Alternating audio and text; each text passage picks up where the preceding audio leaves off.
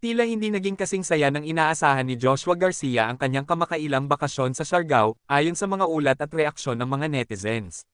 Sa isang episode ng Showbiz Updates Asterisk na ipinalabas kamakailan, ibinahagi ni OG Diaz, isang kilalang showbiz insider, ang mga video na kuha mula sa nasabing bakasyon ni Joshua sa Siargao, kung saan makikita ang mga tao na dumudumog sa aktor, humihingi ng mga larawan.